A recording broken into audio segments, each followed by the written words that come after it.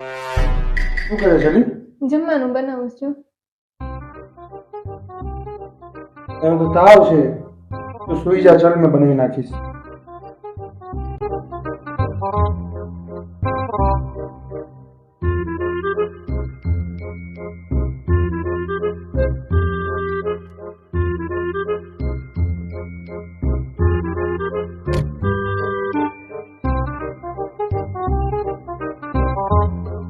હે ટમેટું અડધું નાખું કે આખું?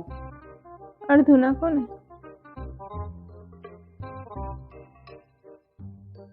મેલી શાક આમાં બનાવું કે આમાં બનાવું? આવડામાં ન બનાવવાનું તો ચામાં બનાવો.